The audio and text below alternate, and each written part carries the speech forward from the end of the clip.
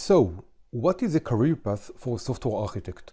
What are the steps you must go through in order to be considered an architect?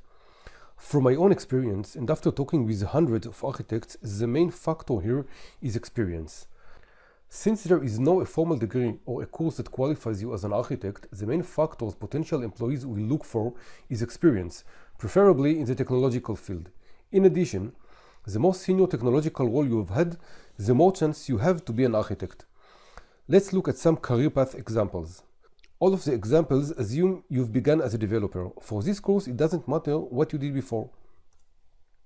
So here is our first career path, going straight from developer to an architect. This is not a very common path, and it usually requires two conditions to meet. You have a lot of experience as a developer, definitely no less than 3 years, and your company is quite small. I see this path happens a lot in startup companies when the technical founder, often functioning as a developer, gets promoted to an architect when more developers are hired. The next path is the most common one. In this path, a developer gets promoted to a team leader, and her next role is an architect. During her tenure, the team leader does a great mix of technical work and managerial work, which allows her to adopt a high-level perspective, which is so important for an architect. When thinking of her next position, the team leader usually has to choose between a managerial path and a technical path.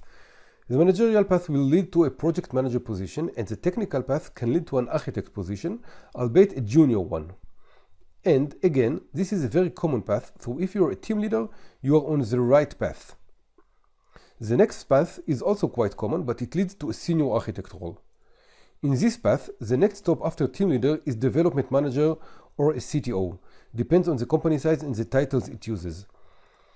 After serving in this position for a few years, the next stop can be an architect. Usually, a CTO will become a senior architect and sometimes an enterprise architect. There is another path, but I don't see it quite often. This is the only path that does not involve technical experience, and therefore I cannot say I recommend it. This path begins as a system analyst. A system analyst has an excellent understanding of the system's requirements, which is a crucial quality of an architect, but he lacks technical experience. A system analyst that would like to become an architect will usually need a long and hard training period and a lot of mentoring from experienced architects. So these are the career path for an architect. I recommend you to find out which one best describes your current career phase and prepare yourself for the next steps that will lead you to be an exceptional software architect.